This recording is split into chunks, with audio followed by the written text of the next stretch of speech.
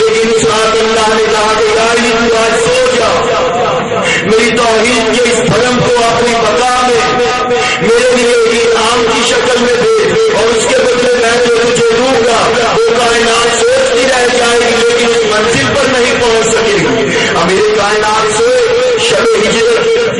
تو اللہ نے کیا فرمایا؟ کچھ لوگ ایسے ہیں کہ جن کی نیند کے عوض ہم اپنی مرضیاں بیچتے ہیں، اب کچھ لوگ ایسے ہیں کہ جن کی نیند کے عوض ہم مرضیاں بیچتے ہیں، تو ہماری زندگی میں نیند ایک ناقص ترین چیز ہے۔ علماء اپنے نہج کے لفظ کو سوچتے ہیں، ہماری زندگی میں نیند ایک ناقص ترین چیز ہے۔ آپ جس سینٹر میں جا کے جس پروفیسر جس دانشور سے پوچھیں گے تو آپ کو یہی کہے گا کہ اگر صبح کے وقت کوئی آفس میں 8 بجے جانا چاہتا ہے تو اگر وہ 1 گھنٹہ مزید لے گا تو 9 بجے اس کا باس اس کو اس کی انسلٹ کرے گا کہ تو آفس میں کیوں لے گا۔ اگر کوئی آرمی کا آفیسر کسی بھی محکمے کا ذمہ دار شخص سویا رہے اور آفس میں لے جائے ڈاکٹر صاحب، تو وہ اپنے بڑے آفیسر سے بہت ذلت میں رسوا ہو۔ لیکن یہ کیسی امیر المومنین کی نیند ہے کہ ہماری زندگی میں وہی ناقص ترین چیز آئے تو ہمیں نقصان دے، اور اگر علی اس ناقص ترین چیز کو اپنے تمام مرضیوں کے عوض خرید لیتا ہے۔ عوض اللہ خریدتا ہے۔ اب جسے چاہے علی رضی اللہ تعالیٰ عنہ بنائے، کیونکہ مرضی علی کے پاس، جسے چاہے علی ابن ابی طالب نائب رسول وصی رسول شوہر سیدہ زہرا والد حسنین کریمین شریفین نبی مکرم کا قرض اتارنے والا، نبی مکرم کو غسل و کفن و دفن دینے والا، جس کو چاہے نبی کی مسرت سے بٹھائے، جسے چاہے رسول بنائے، کیونکہ کعبہ میں آیا اور کسی بھی تاریخ میں کوئی کعبہ سے پیدا نہ ہو سکا۔ نبی مکرم نے فرمایا تھا کہ آپ میں وہ صاحب ہیں جو کسی انبیاء میں نہیں ہے۔ یا رسول اللہ، میں تو آپ کا انا عبیدنا اور انا عبد عبیدنا محمد، میں محمد مصطفیٰ کا ایک بندہ ہوں۔ یا رسول اللہ، میں تو آپ کا بندہ ہوں، مجھ میں وہ کون سے وہ صاحب ہے جو کسی انبیاء میں نہیں ہے؟ فرمایا کعبہ میں آیا، کوئی کعبہ میں پیدا نہ ہو سکا۔ یا تو حسنین کا باپ ہے،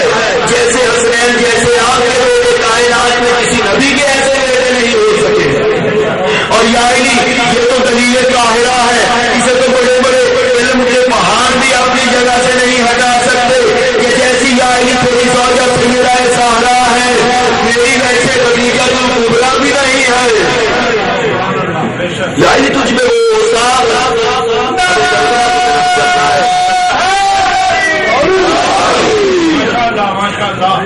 ہر دور میں نا تسلیم کرنے والا نبی مکرم سے ٹکرایا۔ مثلا کیا نبی مکرم کی آواز کو دیکھے تو حضرت ہاشم اور ہاشم اور امیہ ٹکرایا، اور اس کے بعد حضرت عبدالمطلب اور قبلہ امیہ،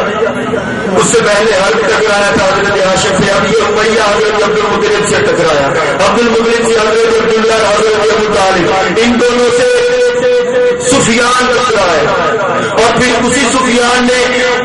اپنے مکمل مشن کو کرنے کے لیے نبی مکرم صلی اللہ علیہ وآلہ وسلم سے 87 غزوات کی بنیاد رکھ چھوڑی، اور پھر اسی ایک پشت سے امیر المومنین محمد مصطفیٰ سے تشریف لائے، اور سفیان کا بیٹا معاویہ کے جنگ صفین میں حضرت امیر المومنین اور معاویہ کی شکل میں ایک بہت بڑا سانحہ اسلام ہوا کہ جو بہت بڑا مسلمانوں کے درمیان سب میں کاری تھا، کہ جس کا آج بھی ہمارے درمیان زخم مندمل نہیں ہوا ہے، اور وہ بھی کربلا کا نمائندہ حسین ابن علی اور محمد مصطفیٰ کی طرف سے، اور یزید معاویہ اور سفیان اور امیہ اور حرب کی طرف سے، وہی جان جو توحید کے لیے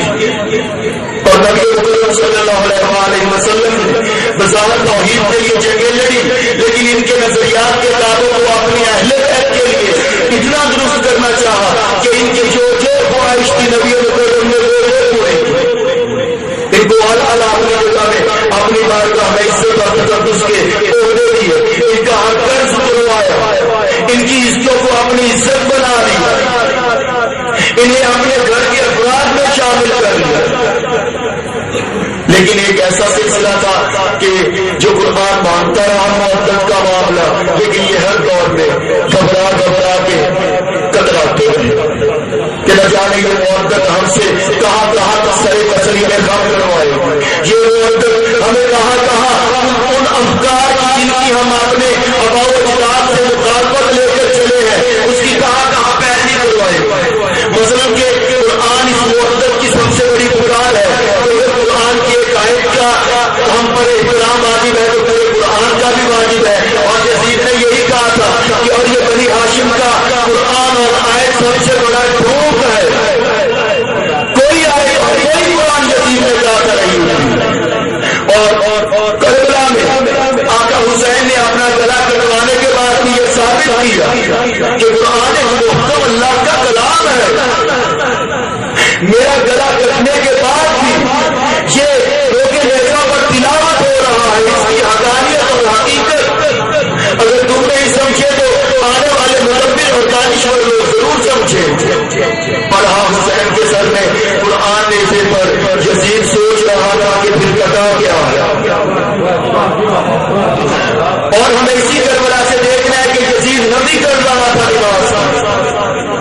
यजीद शराब पीकर नमाज पढ़ाता था। यजीद के गवर्नर शराब पीने के बाद जब फजर की नमाज पढ़ाते तो कहते थे अब 4 रकात फर्ज मैंने पढ़ा लिए, अगर और दिल हो तो मजीद पढ़ा दो। नमाज में अपनी इख्तियारें इस्तेमाल करता था, कहता था हमें ये हक हासिल है, हम इसे सजदा करें या ना करें, चूंकि हम निजस हालत में हम शराब पी रहे हैं और अल्लाह के कलाम में है कि जब हालत गैर में हो, जब ना समझदारी की हालत में हो तो मेरी नमाज के करीब भी मत भटको। तो आका हुसैन अलैहिस्सलाम ने साबित किया कि जो सादा लोगों को अल्लाह के सजदों से हटा रहा है, करबला में उसी नमाज की सालगिरह को अपने आखिरी सजदे में आका हुसैन अलैहिस्सलाम ने तौहीद का सजदा और अल्लाह की नुमाइंदगी करते हुए, अल्लाह के तौहीद की नुमाइंदगी करते हुए कुरान। देखिए एक नमाज जब आका हुसैन ने नबी मुकर्रम को रोकी थी तो उसमें किरात कुरान की हो रही थी, नमाज अल्लाह का सजदा था, काबे की तरफ मुंह था, जमीन पर नबी मुकर्रम सजदा अदा कर रहे थे। जमीन ने कहा या हुसैन तूने मेरे सजदे को रोक लिया, कुरान ने कहा या हुसैन तूने मेरी किरात को रोक लिया, नमाज ने कहा या हुसैन तूने मेरे सजदे को रोक लिया, काबे ने कहा या हुसैन तूने मुझे अगला सजदाना था उसमें वक्त का एक वक्त का ठहराव डाल दिया। तुम्हारा हुसैन ने कहा था कि तू घबराना मत, वक्त तुम पर मुश्किल आएगा और मैं उस 8 जिलहज को तेरी तरफ कदम बढ़ाऊंगा तो तेरी उम्मत पामाल हो जाएगी, पीछे कदम हटाऊंगा तो रहती दुनिया तक तेरा हज तेरा दुनिया में कामयाब हो जाएगा। इस तरह सजदे को रोकने का वो तुझे नेमत बदल दूंगा। और जमीन से कहा तुझे फखरे कायनात बनाऊंगा कि जहां पर तेरी मट्टी खाना हराम है, तेरे एक गोला करबला की मट्टी खिला कर ये साबित करूंगा कि जमीन का जो अल्लाह की इबादत के साथ हिस्सा था मैंने उसकी अदायगी भी कर दी। और कुरान से कहा कि कुरान तेरी अभी किरात रुकी है, तू देखना कि लोग नेता पर मैं तुझे कैसे तिलावत करूंगा, तेरा हक भी अदा करूंगा। और नमाज से कहा कि ये सजदा घबरा मत, क़यामत में तू सबसे बड़े फख्र के साथ होगा, तू ये कह सकेगा कि हर नमाजी ने अपना सर रख के उठा लिया, लेकिन करबला की जमीन पे हुसैन ने हट के सजदा ये अदा किया कि जब सर रखा था क़यामत तक वो सजदा तवील हुआ जा रहा है और जब तक हुसैन नहीं चाहेगा सजदे से सर नहीं उठाएगा। और मेरे दोस्तों मेरी आखिरी फिक्र यही है कि नबी मुकर्रम ने अपने तमाम तर किरदार और पाकीज़गी को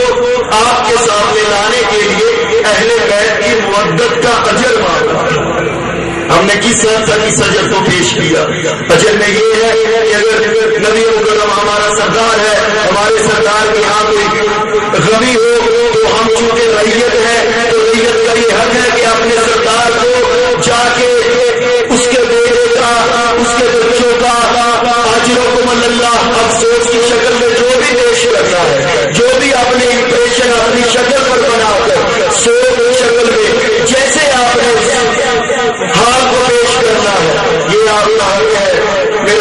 بھائیوں سے یہی پیغام ہے کہ 10 عاشورہ آ رہا ہے، اس میں آقا حسین چونکہ 10 عاشورہ کی بنا آپ کو بتائیں گے قیامت کا دن بھی 10 عاشورہ ہے، قیامت 10 عاشورہ کو اللہ نے برپا کرنی ہے، اور یہ میری حجت اعتماد ہے کہ جو اس عاشورہ میں شریک ہوگا قیامت اس کے لیے آسان ہو جائے گی، جو اس عاشورہ سے دور رہے گا قیامت اسے اتنا ہی اپنے شکنجے میں کس کے محمد والے محمد کا مجرم بنا کرنا ہے۔ وما علینا الا البلاغ۔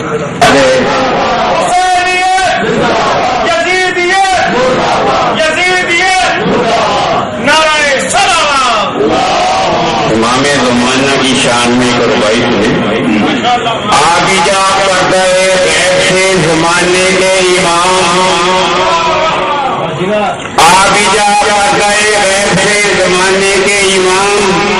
تیرے منہ سے تیرے جد کی حقیقت سن لیں، ہم مزاداروں کی بس آخری حسرت ہے ہوئی بہت شبیر کا ایک تیری زبانی سن لیں۔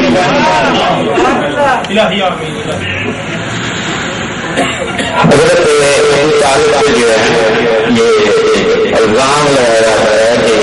کلمہ نہیں پڑھا تھا، علی کا باپ اور علی کی والدہ جس کو کعبہ جگہ دے دے دیوار پھٹ جائے،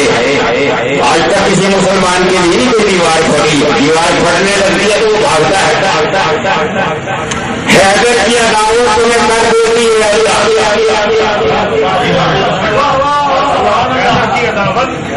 حیدر کی عداوت تمہیں کر دیتی ہے اللہ، تم توڑے شریعت کے بھرم۔ عمران کو کافر کہا، اتنا بھی نہ سوچا بیت اللہ نے رستہ دیا کافر کے حرم کو۔ معصومی قدائمی فرمان نشر کر، معصوم دین کا دائمی فرمان نشر کر، ماں باپ کے وقار کی قرآن نشر کر، قرآن پڑھ کے اپنا ایمان نشر کر، انسانیت کے دل میں یہ فکر فرمان نشر کر، دل کے اصل کے دار کو قرآن آ گیا، علی نے پڑھا نا ہاتھوں کو قرآن، دل کے اصل کے دار کو قرآن آ گیا، کافر کے گھر کہاں سے مسلمان آ گیا۔ اب میں دعوت میں کہوں